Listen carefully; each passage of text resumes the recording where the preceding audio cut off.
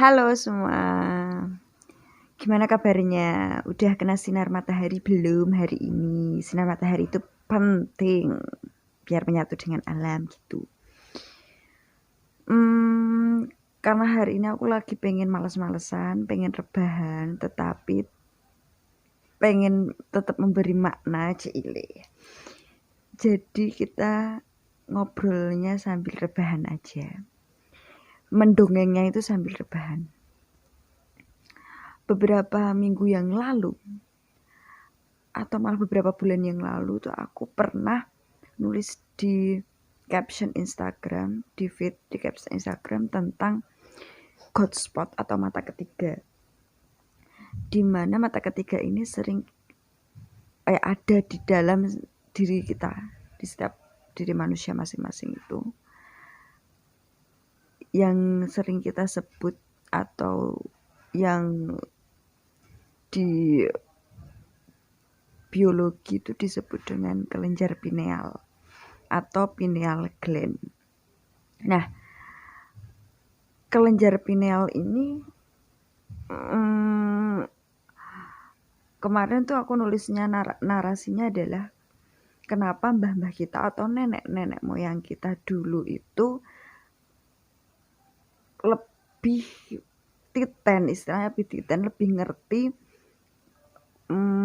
kapan mereka waktu berlayar yang bagus, kapan waktu menanam yang baik dengan perhitungan-perhitungan alam yang memang mereka mampu membaca tanda-tanda alam itu gitu.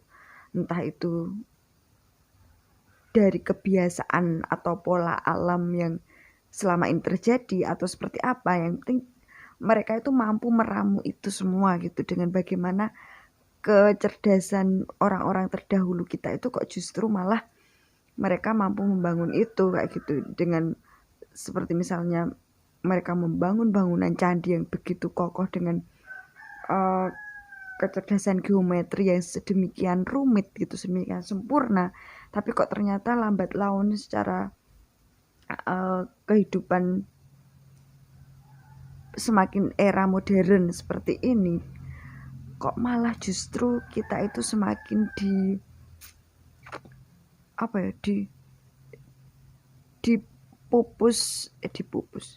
ditugel kreativitas kita, ditugel ya, dipenggal berpikir secara cerdas kita atau seperti apa gitu kan. Ternyata itu berkaitan dengan God spot mata ketiga atau kelenjar pineal itu, dimana kelenjar pineal ini menghasilkan melatonin yang memunculkan rasa rileks, ngantuk, yang mengatur ritme tidur atau circadian kita gitu. Dan ternyata juga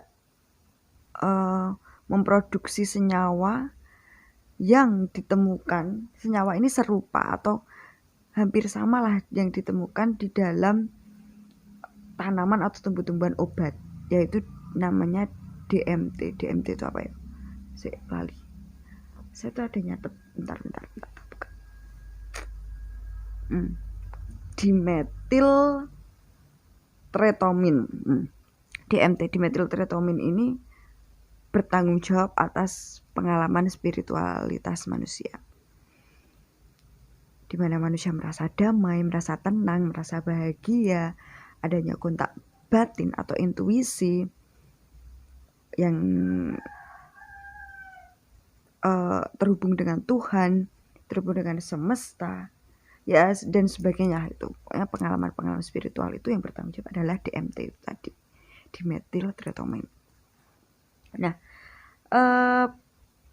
ternyata dulu pada nenek moyang itu kelenjar pineal ini begitu sangat aktif. Tapi seiring berkembangnya zaman, sekarang mulai mengecil.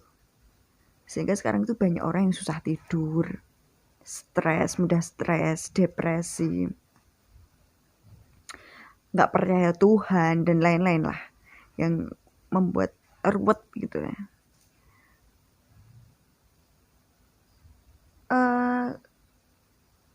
Sehingga sekarang ini hanya sedikit orang yang mempunyai keaktifan di kelenjar ini. Dan ketika ada orang yang bisa atau mampu mengaktifkan kelenjar ini dengan optimal, dengan bagus, itu biasanya malah sering terlihat aneh atau disebut anak indigo gitu. Terus kelenjar pineal ini merupakan jembatan untuk mengakses kesadaran dan kecerdasan semesta itu. Semesta kita, jadi sehingga kita bisa secara full, secara holistik bisa terhubung dengan semesta maupun dengan Tuhan melalui kelenjar pineal ini. Sebagai contohnya gini, pernah tiba-tiba kalian jadi semangat, penuh ide, jadi kreatif gitu. Nah, itu ada kelenjar pineal yang bekerja. Atau pernah juga bermimpi, memimpikan teman atau kepikiran teman siapapun itu, ternyata teman itu sedang dalam bahaya atau sedang tidak enak badan atau sedang ada mengalami sakit gitu. Nah, itulah adanya intuisi yang terjadi, kontak batin kita dengan teman tersebut. Pineal gland ini mampu mengakses kecerdasan semesta melalui ide, intuisi, dan perasaan yang berfrekuensi tinggi. Sebagai contohnya adalah seniman atau tokoh-tokoh hebat, penemu hebat yang memang mereka dengan sadar menggunakan, mengakses kelenjar ini gitu. Contohnya misalnya seniman Mozart yang menggunakan musik yang bisa sampai mempengaruhi bahkan sampai sekarang gitu.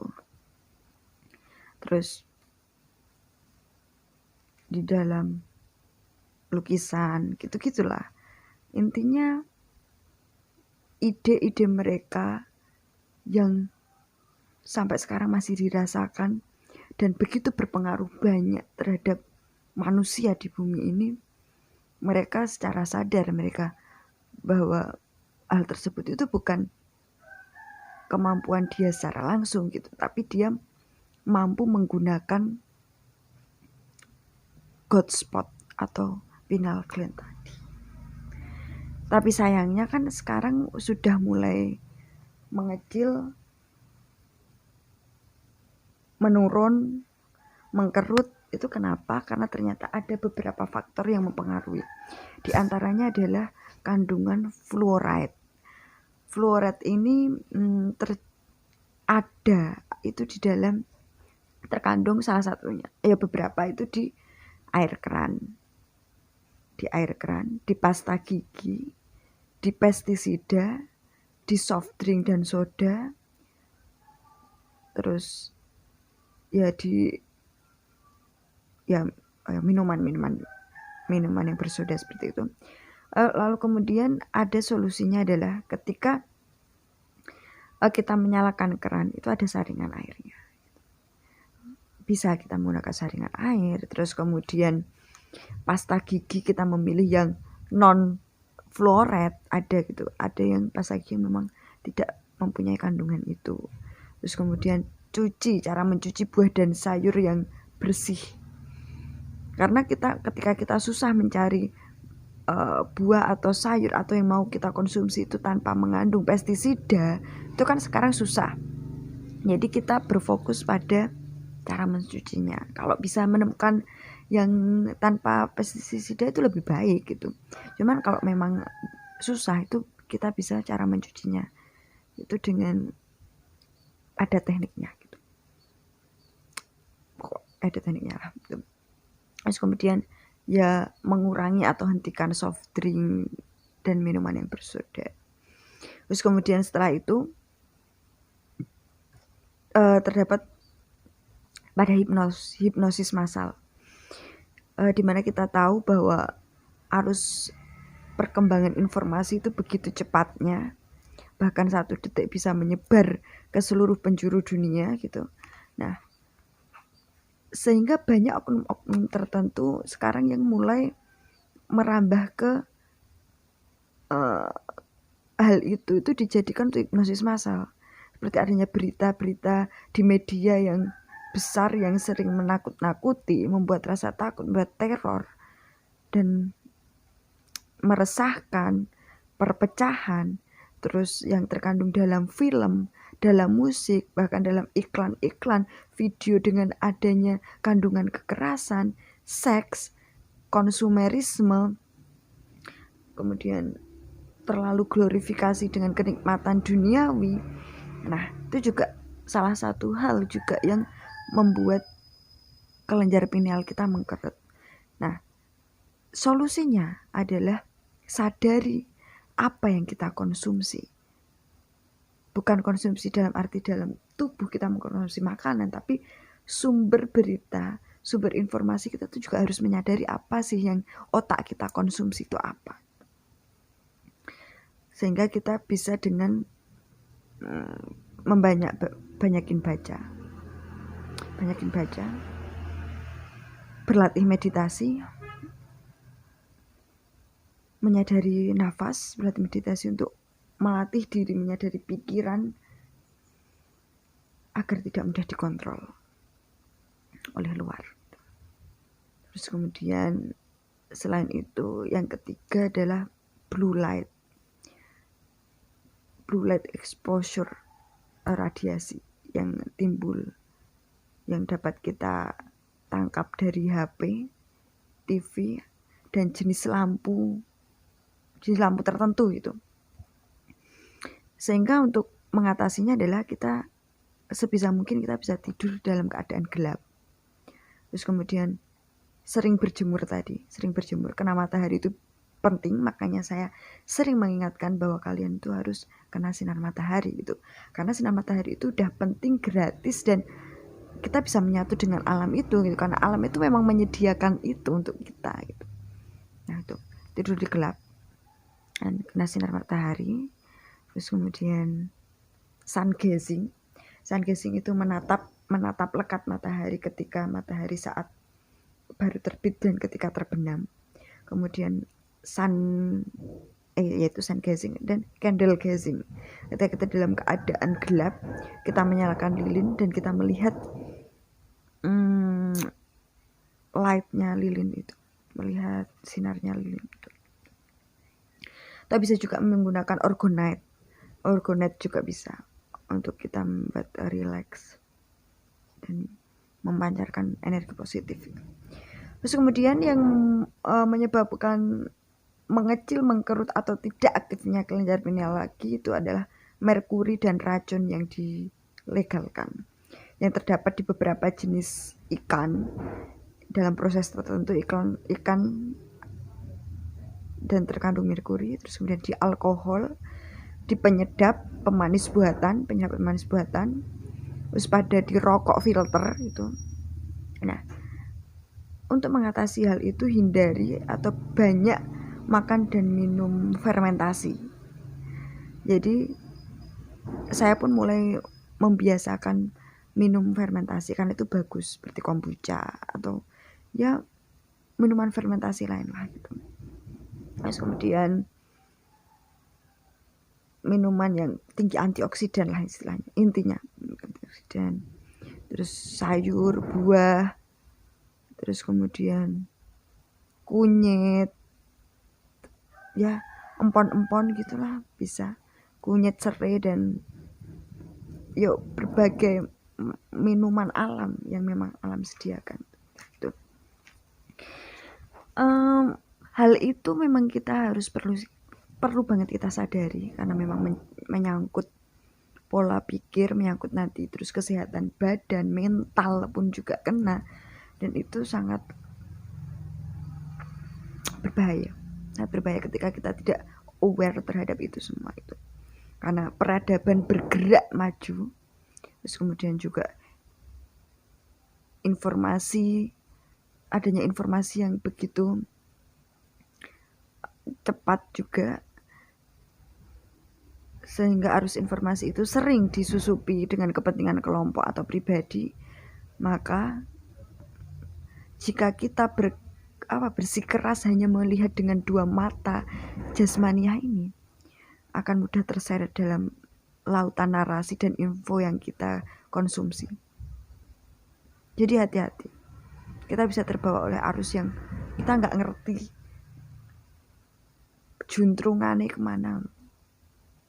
Karena dua mata ini hanya melihat dua sisi, dualisme duniawi yang sumber energi utama bagi ego manusia.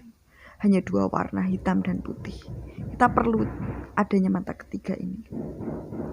Karena melihat dengan dua mata, rentan akan rasa jumowo yang fana. Karena persoalan itu aja. Baik buruk, benar salah, nanti jadi mengkafir-kafirkan orang, menyalah-nyalahkan orang. Karena yang perlu kita ketahui, yang Maha Adil memberi satu mata di antara keduanya sebagai penyeimbang, menjernihkan pandangan, memberi pemahaman, sebagaimana dalam sebuah hubungan menjadi sadar dan bernalar, pendengaran yang arif, pemikiran yang sportif, yang peka dalam merasa, tenang batinnya, sehat raganya. Karena apapun yang setiap kita baca, yang setiap kita konsumsi itu membawa energi tersendiri. Terbiasa mengabaikan intuisi, rentan dimanipulasi info. Karena kata-kata membawa getaran yang bisa dirasakan, kita gak akan bisa bohong sekalipun lewat tulisan. Jika info ditulis bohong, manusia perasa akan tahu itu bullshit. Jika penulis merangkai kata dengan ragu, pembaca peka pun akan tahu. So, mari kita berlatih melihat kehidupan dunia dan seisinya dengan ketiga mata. Alat komunikasi,